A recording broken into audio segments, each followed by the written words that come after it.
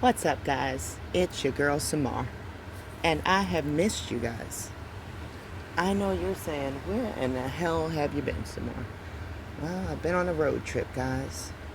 Anybody who's been following me long enough knows that every year I have to go get Gavin from my ex-husband. So we go on a road trip, you know? Or should I say a flight trip? And boy, oh boy, we got tested on this trip. It's a long story, guys, but let's just say I missed you guys. The van went on a road trip, okay? And now we're back. And while we're back, I want to give a few quick shout outs. I want to give a major, major shout out to Mimi for holding me down in the A.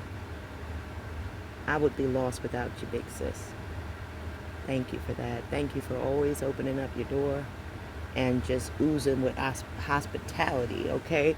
If you need a towel, if you need to eat, you're going to get everything the minute you come through the door. If you need to roll something up, okay?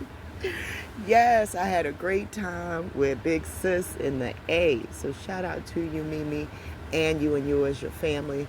Much, much love for you guys showing me and Gavin such a great time. It's nothing like family, guys, okay? Speaking of family, I wanted to catch up with our other big sis, Sister Yolanda. Travel and safety and big hugs to her. That's like our matriarch, guys. I ain't going to spill all the beans as to how old she is, but maybe one day she might want to tell you. But believe you me, she's earned the title of a matriarch over here. And her mama, that she's taken such great care of, is definitely a matriarch over here. So big hugs to Sister Yolanda and her mama. And may you guys travel safely, man. May mama watch over you guys. Keep you and get you back safely. And a shout out to Unifierce, because we was at Unifierce's house today and she done fed us all day today, okay? And it was at Unifierce's house that the idea for this lesson came up, guys. Okay? But it was in response to our brother, Michael Brown. Shout out to you, big bro. You made a comment in the comment section. As a matter of fact, let me pause and go to it. All right, big bro, comment found. I hope you don't mind me sharing. He said, I'm still here, sister. I'm trying to wrap my head around not calling on the Most High God, and speechless at this point, trying to figure out who should I call on. I know that I've called on the God of Abraham, Isaac, and Jacob, even the Creator. You know, and thank you for that comment, big bro, because you reminded me about my promise to you guys. You know, since we've been on here, and since you guys have trusted me with this journey, I promised you that when I don't know something, I'll tell you I don't know something. But when I want to find out something, I told you I dig. And your question is a result of this episode.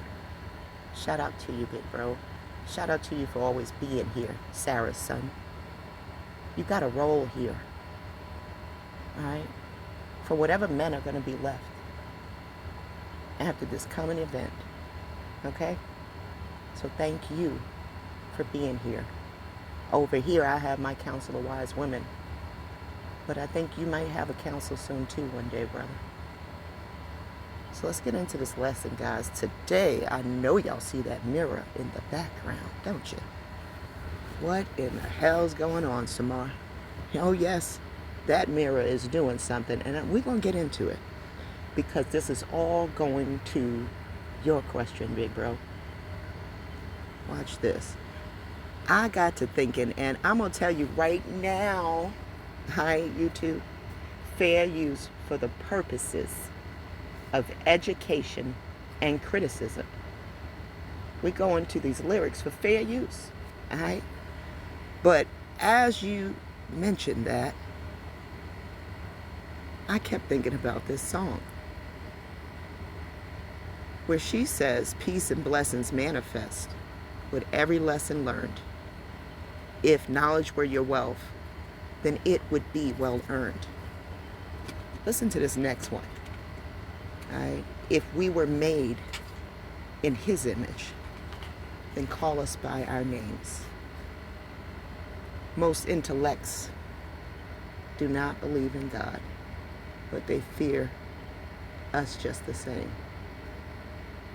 There's that word right there. Shout out to this cup of water. Samar's cheating tonight, guys. Samar is not brewing anything. She got a cup of ice water because Tucson's too hot for anything else right now. But Erica dropped some knowledge on us about this word image. Right, guys? Then I got to thinking about an answer for my big bro. And I want us all to marinate on this. And tell me how you feel about this in the comment section. You don't got to answer right away. But you can come back to me later and say, you know what, Samar? I think this fits. You could come back and say, Samar, I ain't feeling that. It's your right to do whatever. But I think I'm feeling this. And I'm going to share it with you guys what I'm feeling and why. So let's go on our journey. All right, we're going to start right at the beginning. Because it's this beginning God, right, that we need to keep our eye on. This is the one whose presence we found, right? This is the knowledge of the good. Okay? So let's get to it. In the beginning, God created the heaven and the earth. And the earth was without form and void. Darkness was upon the face of the deep. And the Spirit of God moved upon the face of the waters. And God said, let there be light. And there was light. And God saw the light, that it was good. Right? Good. And God divided the light from the darkness. God called the light day and the darkness night. And the evening and the morning were the first day. And God said, let there be a firmament in the midst of the waters. Let it divide the waters from the waters. And God made the firmament and divided the waters which were under the firmament from the waters which were above the firmament. And it was so. I think I forgot to put this on. We're back. And God said, let there be a firmament in the midst of the waters, and let it divide the waters from the waters. And God made the firmament and divided the waters which were under the firmament from the waters which were above the firmament. And it was so. So quick pause, guys. If there's water above the firmament, right? That means anything that they're seeing up there is some sort of like ship of some sort, right? If they were seeing anything, right? Okay. That's why we got astronauts. Ending with naut, which is like nautical, right? Let's keep going. And God called the firmament heaven, and the evening and the morning were the second day. And God said, let the waters under the heaven be gathered together unto one place, and let the dry land appear. And it was so. And God called the dry land earth, and the gathering together of the waters called the sea. And God saw that it was good. And God said, let the earth bring forth grass and herb yielding seed, and the fruit tree yielding fruit after its kind, whose seed is in itself upon the earth. And it was so. The earth brought forth grass and herb yielding seed after his kind, and the tree yielding fruit, whose seed was in itself after his kind. And God saw that it was good. And the evening morning, so notice everything is good here, right? So this would be the knowledge of the good, right? Let's keep going. And the evening and morning were the third day. And God said, let there be light in the firmament of the heaven to divide the day from the night. And let it be for signs, and for seasons, and for days and years.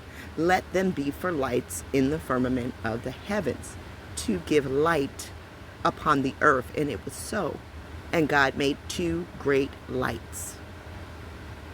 The greater light to rule the day, and the lesser to rule the night. He made the stars also. And God set them in the firmament of the heavens to give light upon the earth, and to rule over the day and over the night, and to divide the light from the darkness. And God saw that it was good. And the evening and morning were the fourth day.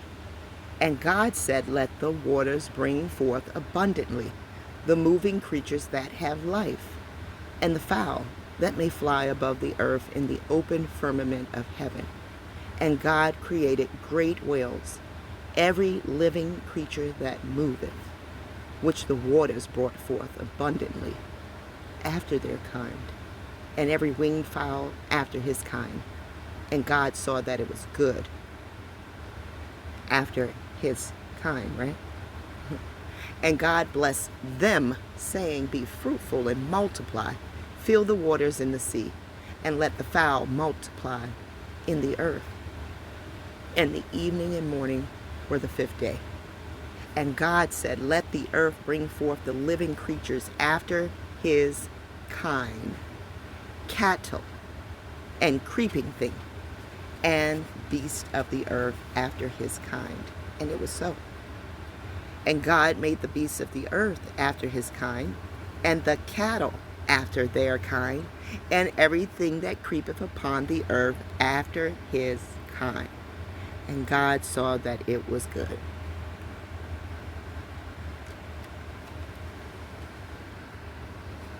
And God said, let us make man in our image, after our likeness, and let them have dominion over the fish of the sea, and over the fowl of the air, over the cattle, and over all the earth, and every creeping thing that creepeth upon the earth. So God created man in his image.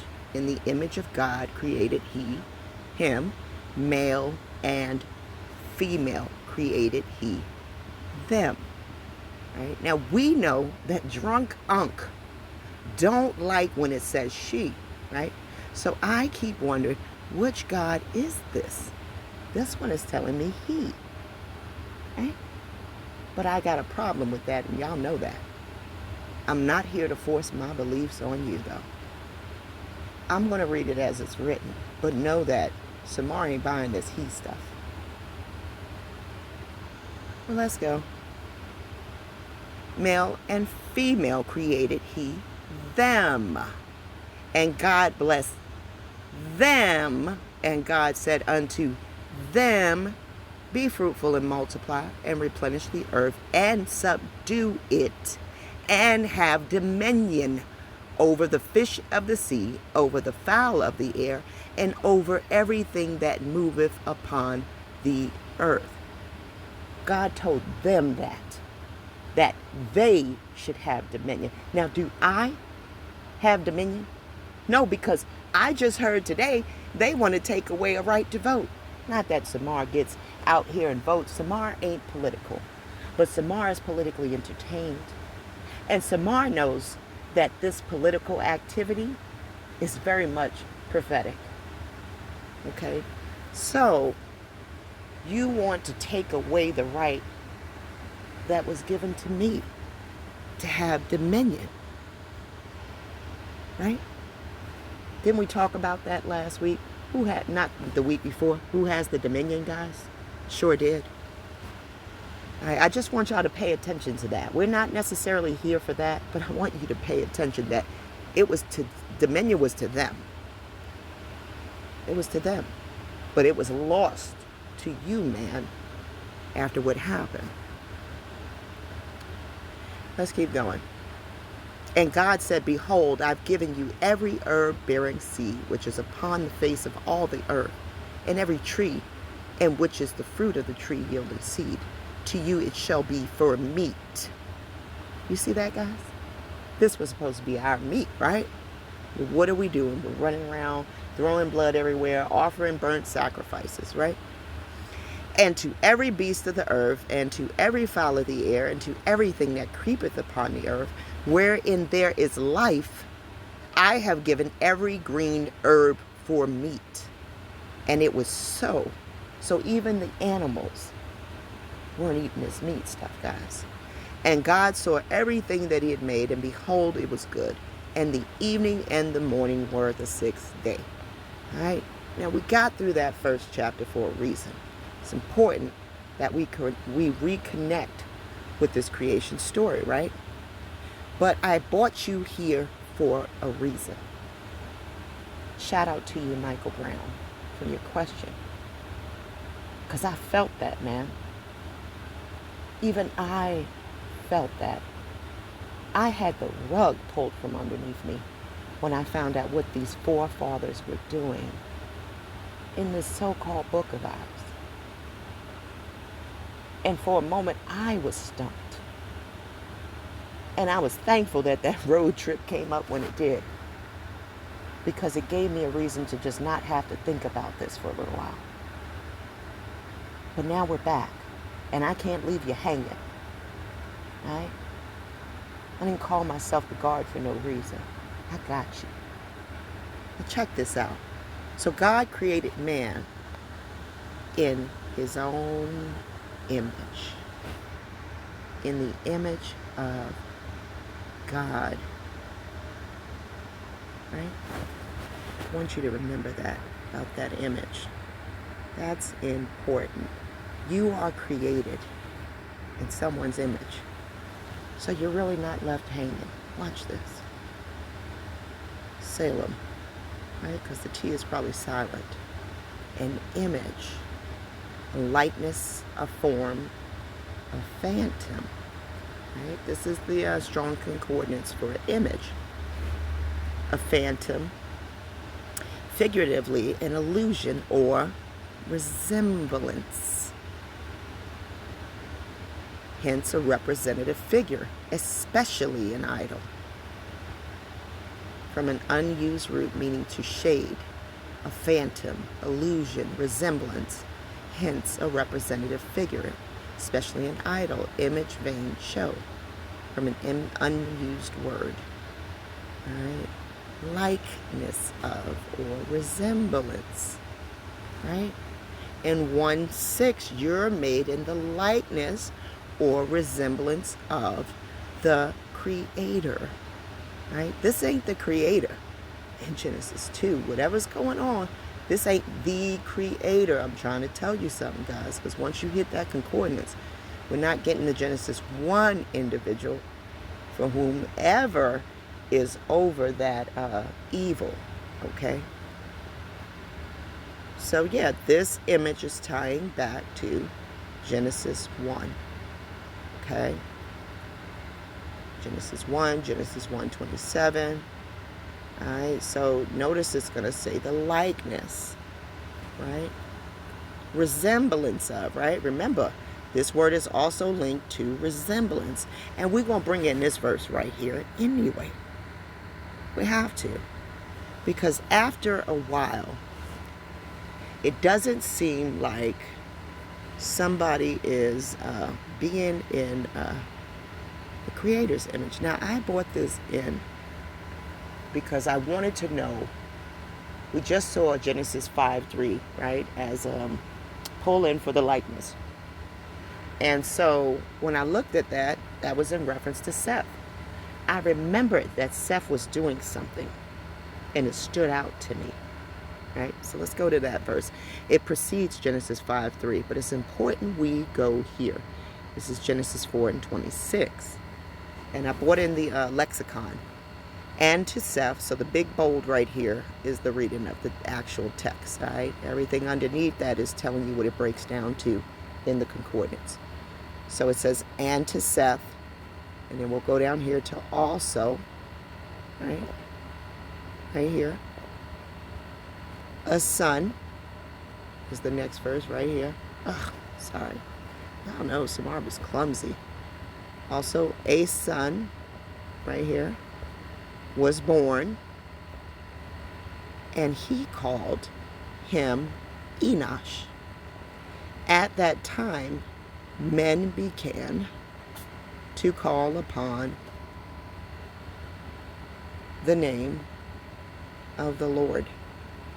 Right? And they got Jehovah here, or Yahweh, the existing one. Right? Okay.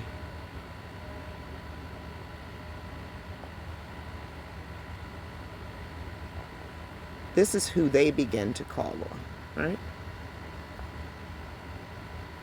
So at some point, Seth has Enoch, and men begin to call on the Lord, right? Now, I'd like to take this to Genesis 5 and 3. When Adam was 130 years old, he had a son in his own likeness. Didn't we read about that? In the image? Isn't the image a representative of whose likeness you're made in? And it said, after his image. Seth was made in Adam's likeness, after Adam's image. And he named him Seth. Okay? It's something about this image. There's something about this likeness that you're either made in what's looking like Adam's likeness, right? Or you're made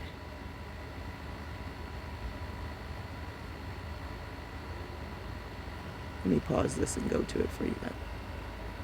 You can be over here. Genesis 1:26. Then God said, let us make man in our image, after our likeness. Right? Who's that our? Right? So there's that image and likeness again. Right? Where you're either trying to be in the likeness of man, right? Or are you in this image, after this likeness? Huh?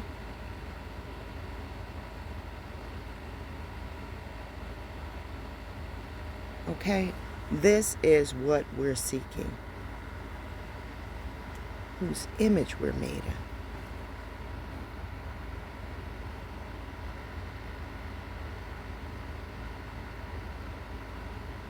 Now, I want to get into that word, image.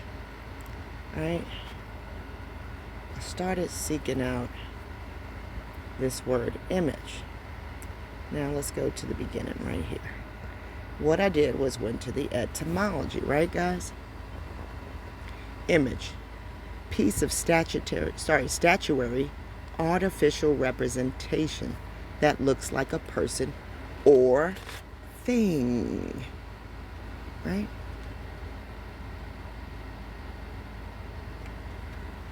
From Old French, image, likeness, figure, drawing, portrait, reflection, statue.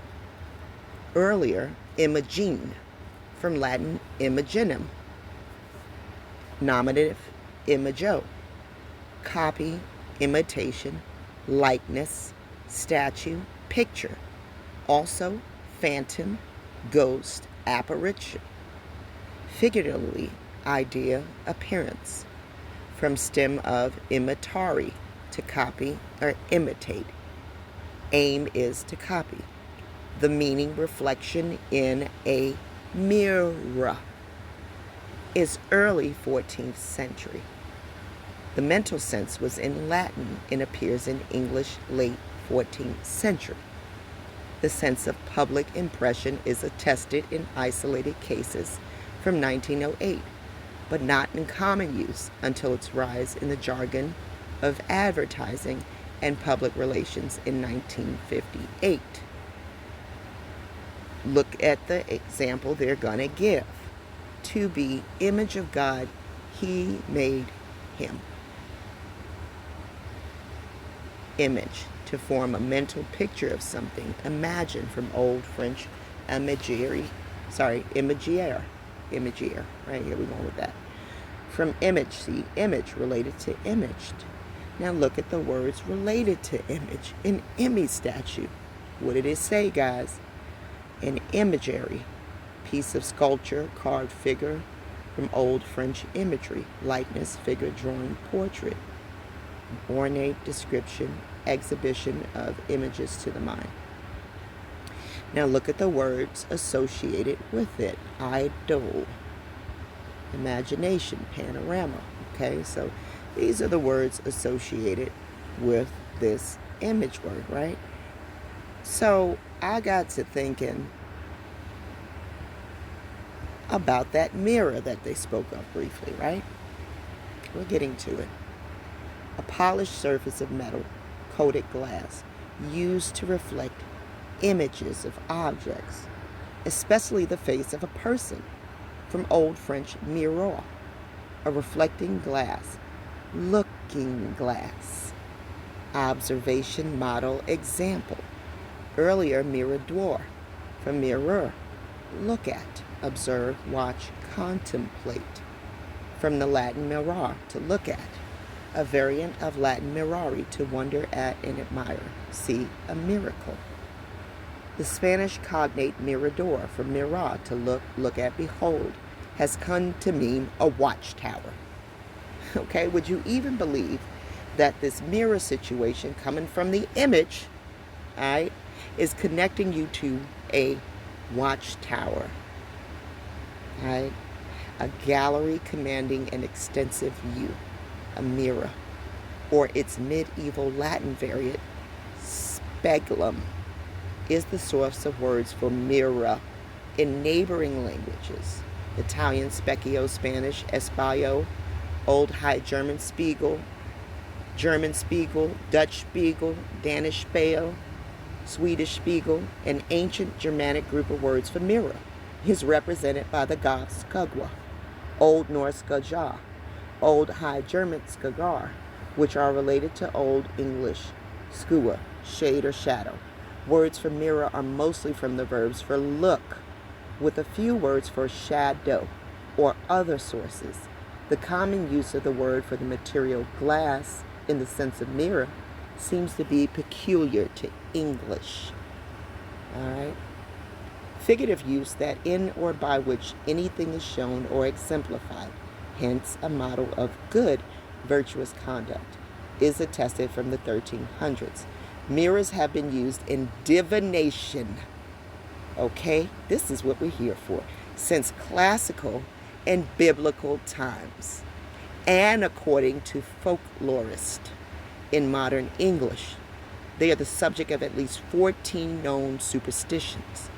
Belief that breaking one brings bad luck is attested from 1777. Mirror image, something identical to. Another, but having right and left reversed, is 1864.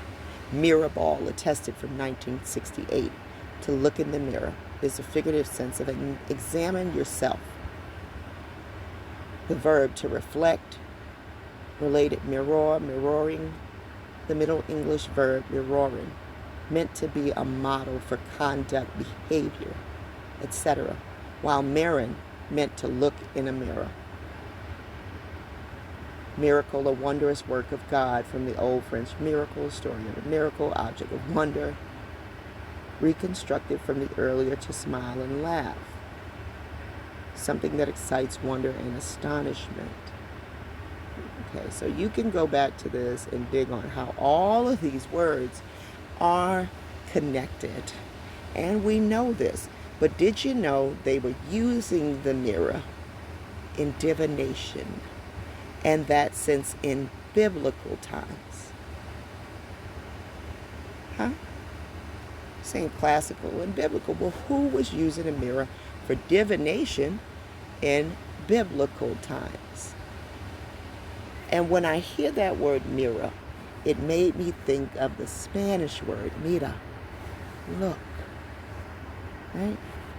Took me there, guys. So let's get into the biblical concept. It also gave us the word watchtower. So I did a search on the word watchtower. Check it out. The biblical concept of a watchtower is most prominently featured in the books of Habakkuk and Ezekiel. In Habakkuk, the prophet declares, I will stand at my watch posts, station myself on the ramparts. I will look to see what he will say to me. So you're doing some sorcery right here in the book. We can always count on finding it in their book. Check it out. You just didn't know it was there. I will look to see what he will say to me and what answer I am give to this complaint. This verse illustrates the idea of a watchtower as a place of observation and seeking guidance from God. What? You seeking guidance from a God through this mirror? This is the watchtower, guys. It's a mirror.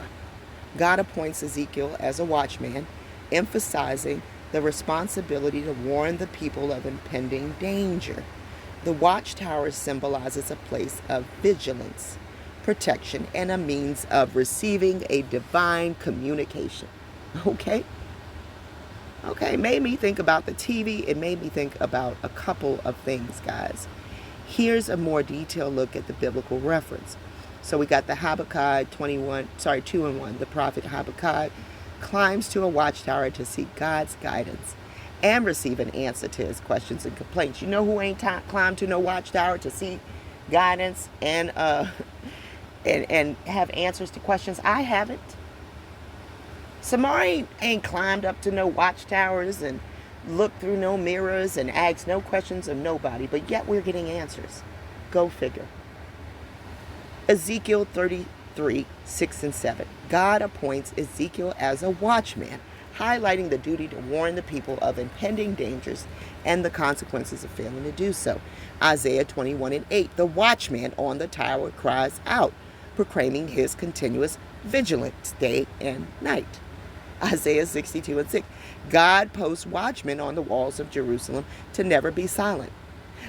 Isaiah 5 and 2. God builds a watchtower in his vineyard to protect it. The watchtower in biblical context represents a place of observation and vigilance. Watchmen were stationed on towers to watch for approaching enemies or other threats. A place of protection. Towers were often part of the city walls or fortification, offering defense against attacks. A place of receiving divine guidance. Habakkuk example shows how the watchtower can be a place to seek God's wisdom and direction. Really? It's not sounding like it to me. A symbol of responsibility. The watchman's role highlights the duty to warn others of danger and to be accountable for the consequences of failing to do so. Now, I do that. Popular verses about the watchtower. So do your own search, guys, about this watchtower.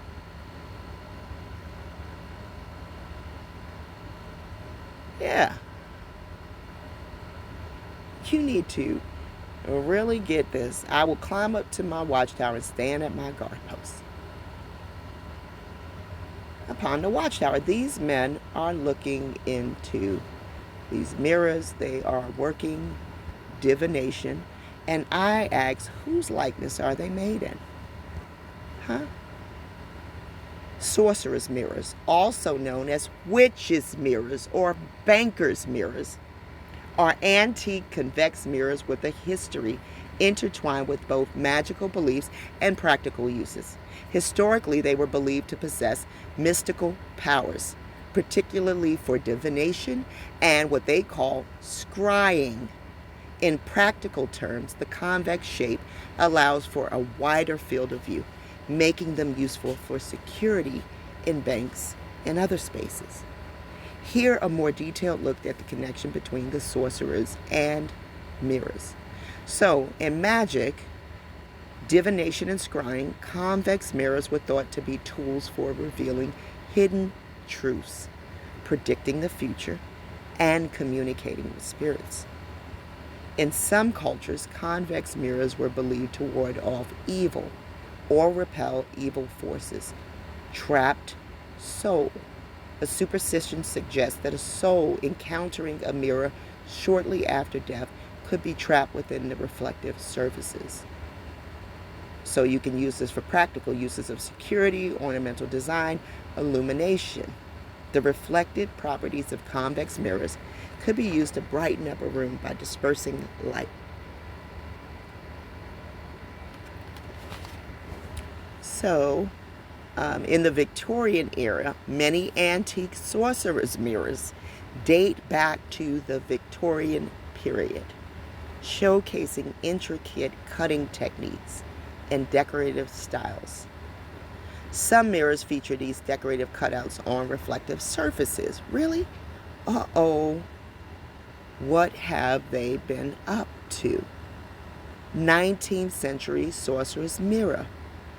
19th century's rare sorcerer's mirror in ebonized and gilt frame. These mirrors originated in the 17th century. The reverse convex optics in the glass distort light and reflections and were thought to aid scrying. They're going to distort light. The mirror became popular again in the 19th century when interest was high in all things uncanny, and they were produced as interesting talking points as well as decorative objects. You see that? You see that? What is this vine that perhaps is trapped in the image? Because these mofos were not using these as specifically just mirrors. Now look what they got up here. Different examples. Well, that, guys, looks like something any one of us could have in our house right now. Here are some real world examples of what's known as a sorcerer's mirrors. Didn't I tell y'all it sounded like Abraham was initiated when he put his hands up? And I told you, it appears to me Abraham was involved in some witchcraft, sorcery stuff. We see him later on, and we're going to get into this in a future episode, splitting animals in half. That looks like, what is the name of that?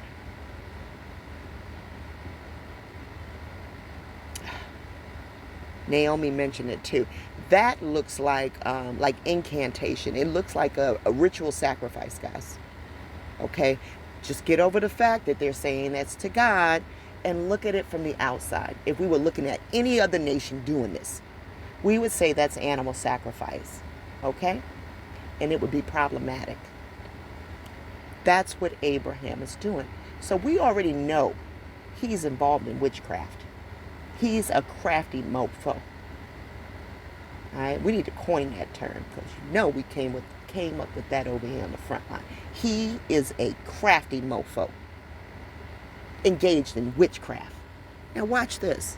Here are some real world examples of what's known as a sorcerer's mirror, also referred to as a convex witch or bullseye mirror, featuring ornate frames and intriguing distortions.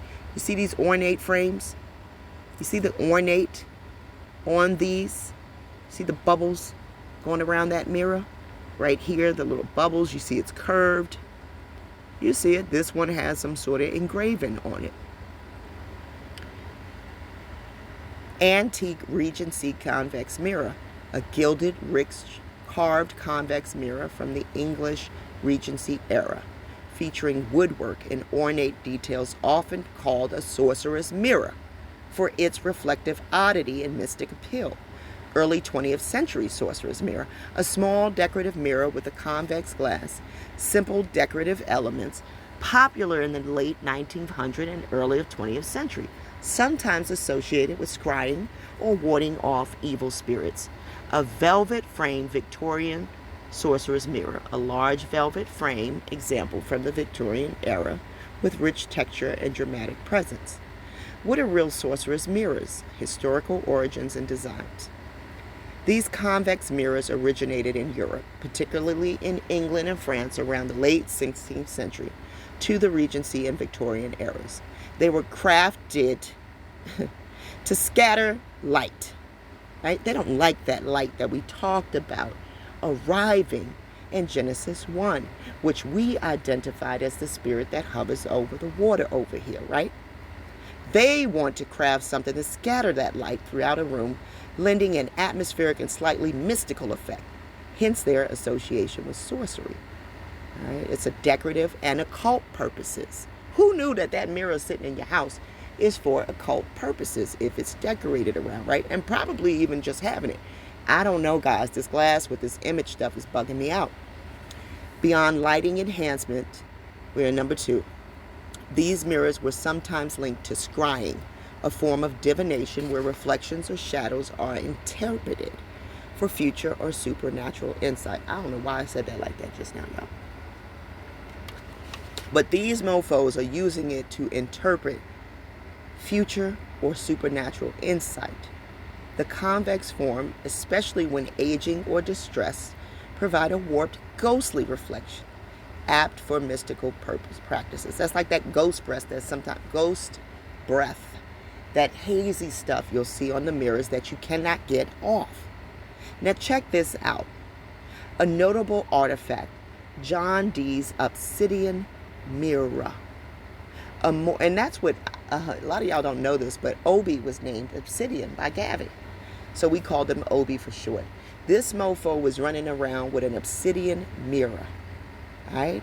A more famously mystical example is the obsidian mirror used by John Dee, advisor to Queen of the Oath, Elizabeth I, right? Elizabeth.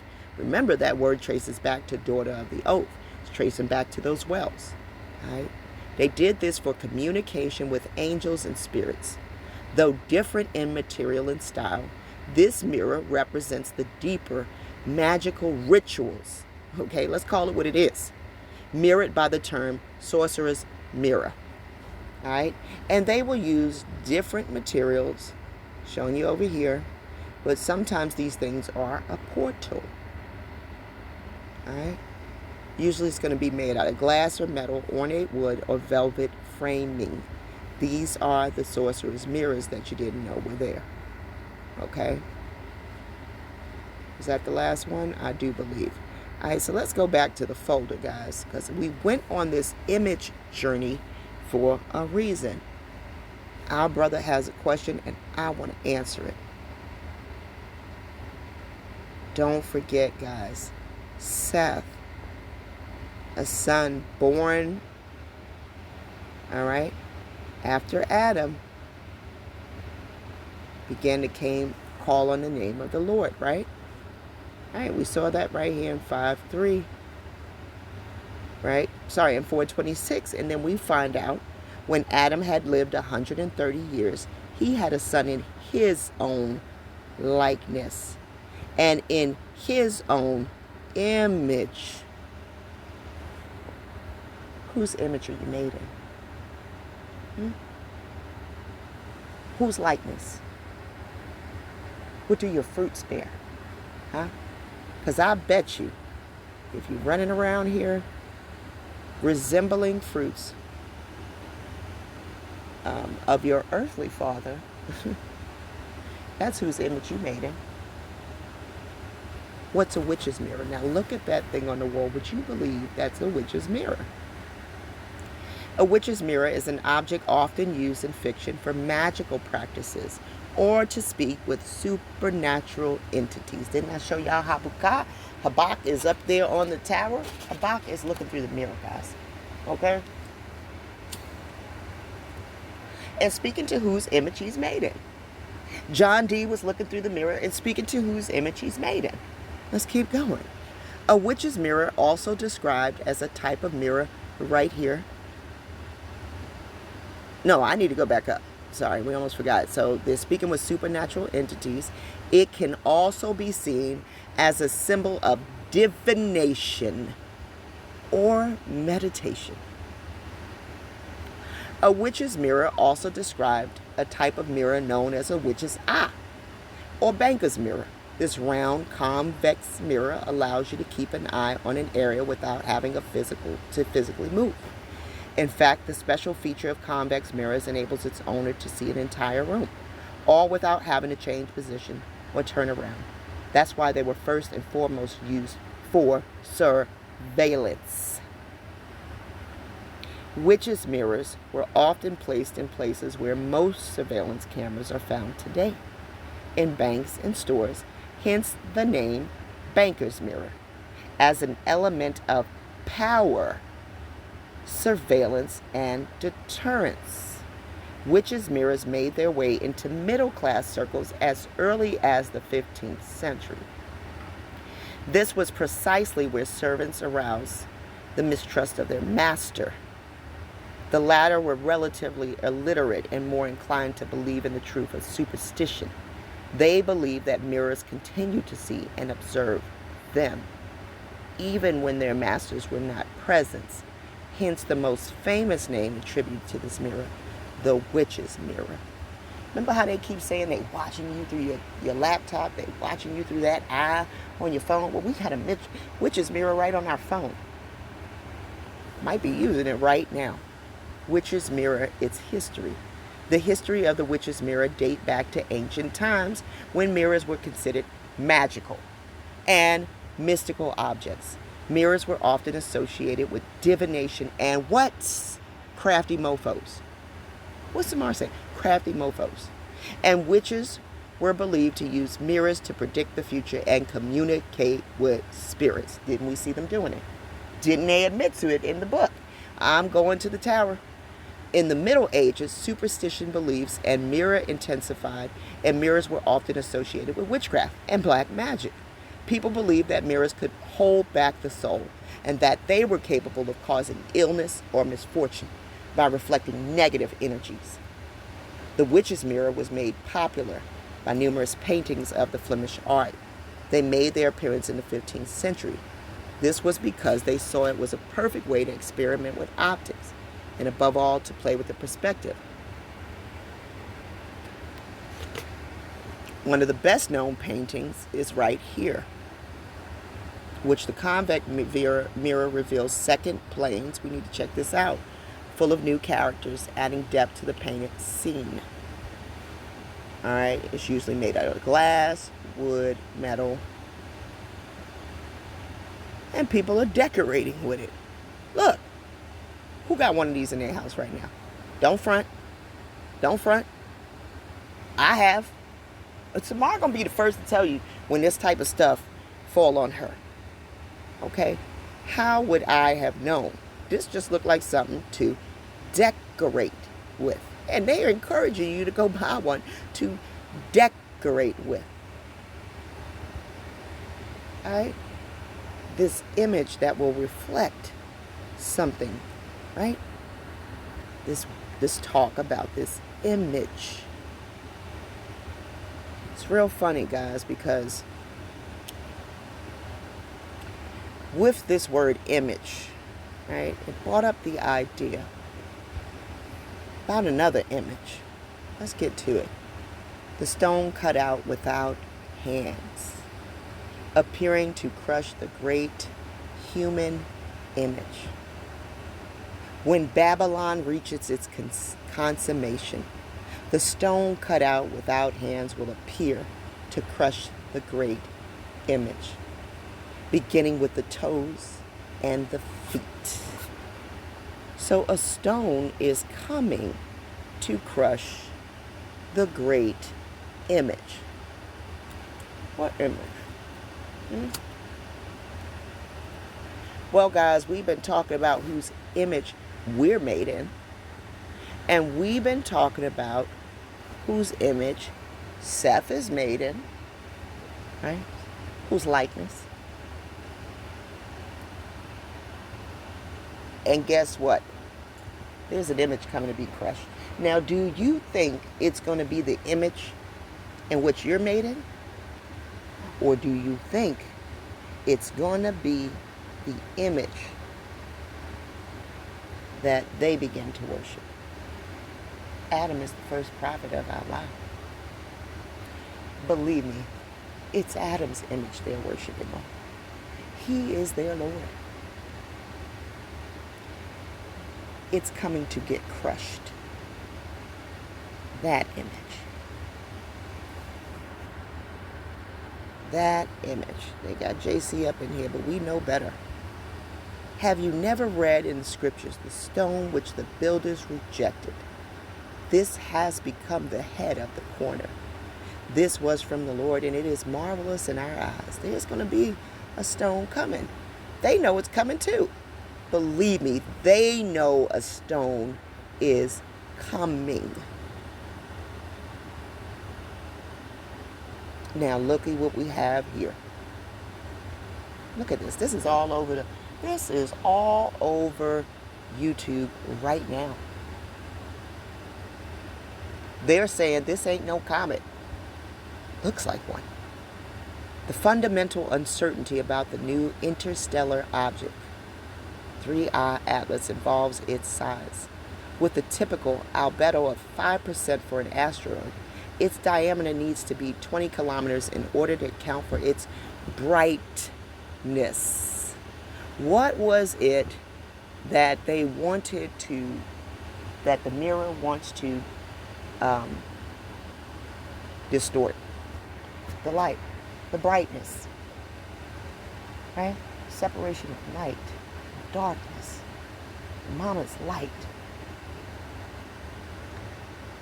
But as argued in my first paper above, the reservoir of rocky material in the interstellar space can only deliver a 20-kilometer rocket once per 10,000 years. Even in the unlikely case that all this interstellar material is packed into 20 kilometers of rock. So they get into some of the science of this rock. The alternative interpretation of the brightness of 3I Atlas is that most of the reflected sunlight originates from a dense cloud of dust that came out of much smaller nucleus. This would associate the observed reddening of the reflected sunlight with small dust particles having a size of half a micron. This is the length, the characteristic wavelength of sunlight being reddened. But this association raises a new problem for submicron particles. Now this micron is reminding me of microbe, a tiny living being.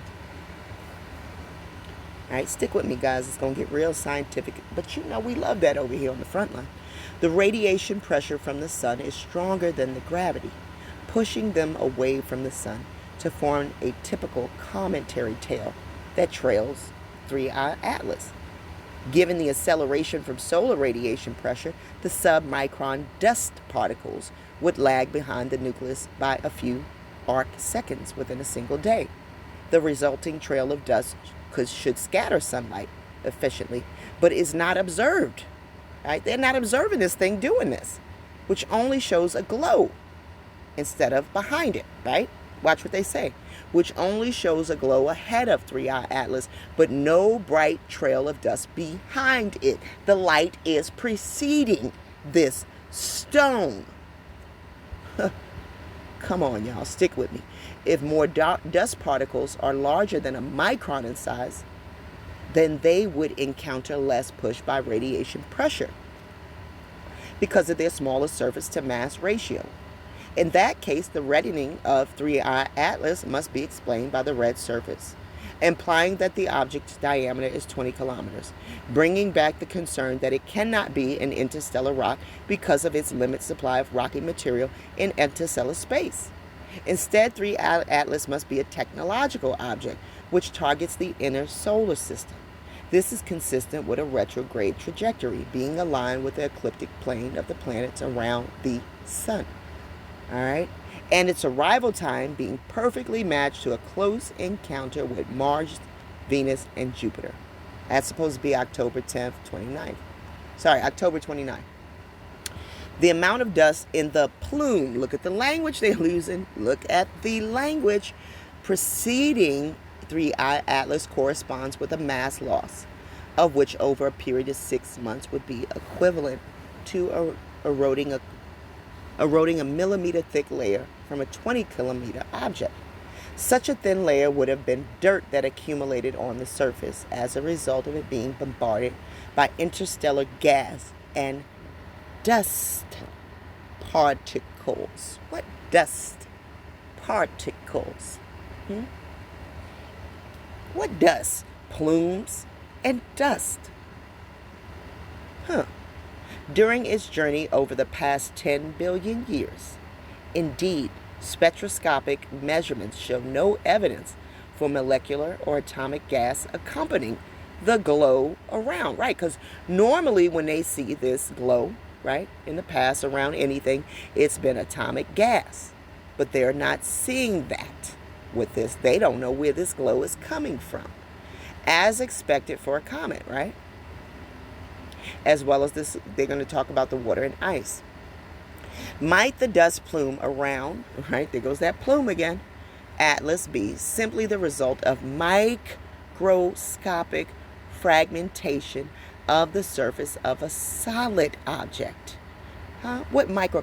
We saw this presence before, because the presence of Mama was the microbes that hit that water. They preceded her. Right? They're talking about dust. They're talking about particles. Fragments, right? Microscopic microbes,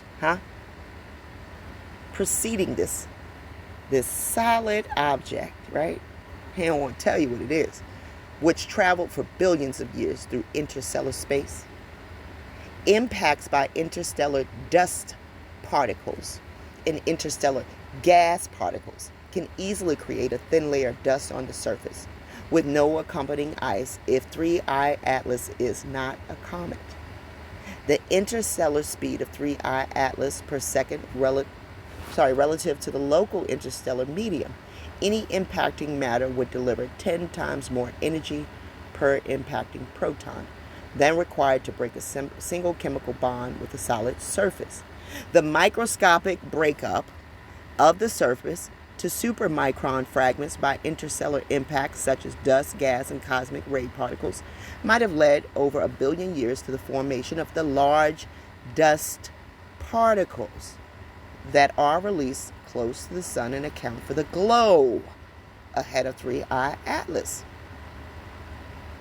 With this interpretation of the glow preceding the associated plume of dust does not make it a comet. In contrast with the interstellar comet of 2I, the glow around 3I Atlas is much smaller in size and does not show a bright trailing tail. Even though the surface area is larger than that of 2I, this is this other entity that entered our interstellar system after the first eclipse. Right? We had a Maru, or whatever they're calling that first one that came in here, which we're going to probably go to that next. I think I have a picture of that next. The messenger. All right. But that happened after that first eclipse, guys. Watch the timing of this all. We're going to go on that trail as another study. I'm going to show y'all how all of this stuff is happening after this eclipse. All right. And how they know something. All right. So let's go down here. 3I Atlas will reach perihelion on October 29th. This will provide a litmus test for its nature. If it happens to be a comet, it should erupt with enhanced outgassing as a result of the brighter illumination by the sun. In other words, let me break this down to y'all, right? They're trying to figure out what 3I Atlas is, right? So they're speculating maybe it's a comet, right? Even though everything is showing them that it's not a comet, right? They're going to know for certain if it is or is not a comet the closer it gets to the sun. Because the closer it gets to the sun, if it's a comet, as close as it's getting right now, it should have been destroyed. But it hasn't been. But as close as it's going to get on October 29th, it should be destroyed. I got a feeling it ain't going to be. I'm going to tell you and I'm going to show you why. This will provide a litmus test for its nature. I know Brother Michael saying, damn, how did we get here? I got you. Watch this. If it happens to be a comet, it should erupt with enhanced outgassing as a result of the brightest sun, the illumination of the sun, right? This would inform us, and this is funny because I still feel like this is allegory, right? The sun is always represented by the sun, right? But Mama's illumination is going to be brighter. This would inform us beyond a reasonable doubt that 3I Atlas is natural in origin, bringing its rank to 0 on the Loeb scale for the nature of interstellar objects. On the other hand, if 3I Atlas will not show the telltale characteristics of a comet, but only those of a solid, dusty object, and also execute an unexpected maneuver near its closest approach to the sun, when the solar gravitational assistance can amplify the thrust of its engine, then it is ranked on the Loeb scale will rise to 10, a number reserved for manifestly technological objects. They're saying if it doesn't burn up, this ain't no comet. And it'll hit a number 10 on the scale. What is this thing? Huh? Uh-oh. What is this thing? And do they know something we don't know? The United States Space Force history. The U.S. Space Force was established December 20th, 2019, when the National Defense Authorization Act was signed into law with bipartisan support. When you ever hear anything being signed into law with bipartisan support, very rarely. Check this out. Creating the first new branch of armed services in 73 years. So do you understand that we no longer have just the Navy, the Marines, the Army, and the Air Force? Those are the 4 branches of military we've had since the establishment of our country. We haven't introduced a new one in 73 years. But they come up with this. The establishment of the United States Space Force results from widespread recognition that space was a national security imperative. Why? Because you saw something in 2017 that said, oh shit, we're being visited. That's the one that comes before she comes. Is that what happened? I don't know, guys. Is this what's looking like? Let's keep going. When combined with the growing threat posed by near-peer competitors in space, it became clear there was a need for a military service focused solely on pursuing superiority in space domain. For the last 60 years, space capabilities have become essential to the way a modern military conducts operations. Why would a modern military need to control space? Investments in space capabilities have increased the effectiveness of operations in every other domain. The U.S. military is faster, better connected, more informed, precise, and lethal because of space. The same premise that space is critical holds true for the average American. Space capabilities are woven into the fabric of daily life. Satellites collect people in every corner of the globe, monitor weather patterns, carry television broadcasts, and timing and navigation systems of the GPS constellation power, right? Access to and freedom to operate in space underpins our natural security and economic prosperity. However, space is no longer free from conflict. Why? Potential adversaries are seeking ways to deny the U.S. access to the space capabilities and fundamentals to our way of war and modern way of life. They're going to proceed with war, not life, but with war. They have developed an array of threats, both on Earth and in orbit, that continue to grow in scope, scale, and complexity. Today, the guardians of the USSF have been called to protect and defend American interests and to ensure our forces, our allies, and the world never experience a day without space. They serve across the globe, working 24/7 to design, acquire, field, test, operate, and defend the critical space systems the nation and the world rely upon. They stand ready every day, always above. Really? Really? Y'all are a laughing stock. Okay? You are a laughing stock. Oh, I thought I brought in a picture of a Mau Mau. A Mau Mamu. A Mo Mo Mo. Man, I can't say what the hell the name of this thing is, but you know what I'm talking about. Alright, guys? But check this out. Really look at this picture. What looks like it's on the way that they want to block? It looks like something bright, right? Look at how there's a red trail behind whatever's bright and coming, right? And then look how they're going to try to meet it with force, with this blue covering America, huh? Or just the United States, huh? This golden dome for America.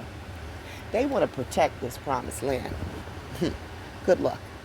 Golden Dome stands as a layered defense shield, safeguarding the American homeland with unwavering precision, ensuring the security and resilience of our nation. This is what they want to do. Golden Dome for America is a revolutionary concept to further the goals of peace through the strength and President Trump's vision for deterring adversaries from attacks on the homeland. What adversaries, huh? That their Christ, right? He comes from an Elizabeth too. Elizabeth Christ Trump, huh? What adversaries are you trying to protect us from? The next generation defense shield will identify incoming projectiles, calculate trajectory, and deploy intercepting missiles to destroy them mid-flight. Funny. That's what you think, huh? This is the goal of number 45 right here. Safeguarding the homeland and projecting American strength. In his arm. The challenge, mobilizing American industry and innovation to deliver the first Golden Dome for American defenses by the end of next year. When did they do this one? Look who they enlisted. Lockheed Martin. When is this article? Are they going to tell us when this article was written? Okay, there's a reason why he's trying to kick people out of the country and defend just what's here. Look at this mess. Look what they're trying to do. These are the missiles they'll be trying to send to dominate a modern battlespace. Lockheed Martin builds and delivers the world's most capable missile defense system. Our proven capabilities are ready to be deployed so that we can safeguard America now. Really?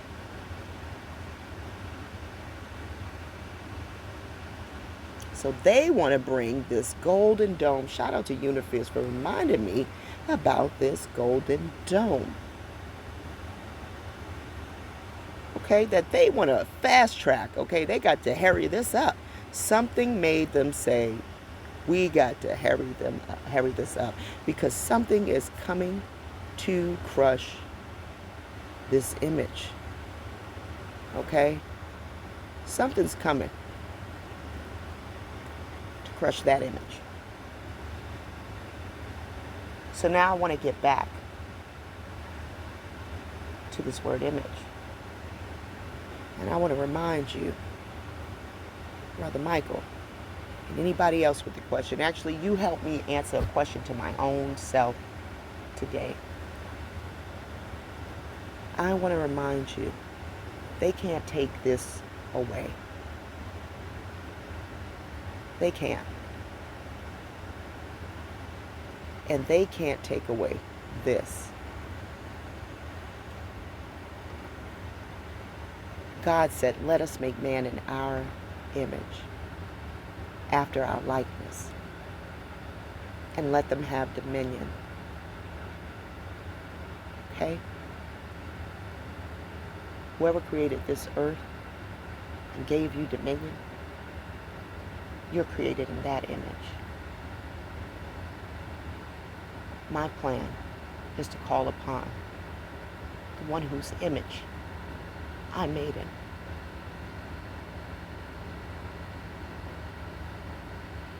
How could I go wrong? I don't even believe anymore that the Lord of hosts is Mama. I believe that was whoever was over the woman here, passing down that oral Torah. Even that was a mistake on my part, because now I'm recognizing I was made in an image.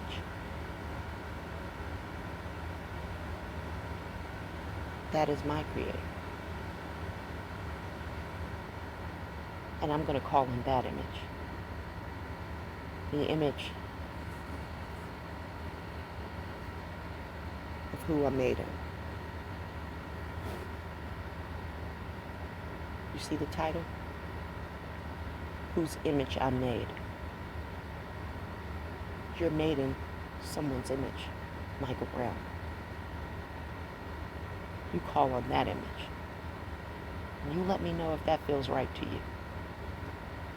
These men are made in somebody's image.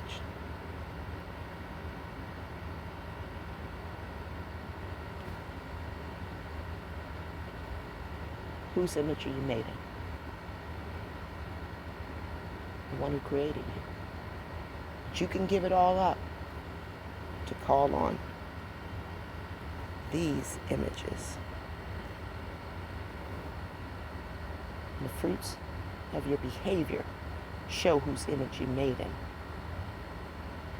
and whose likeness you're after.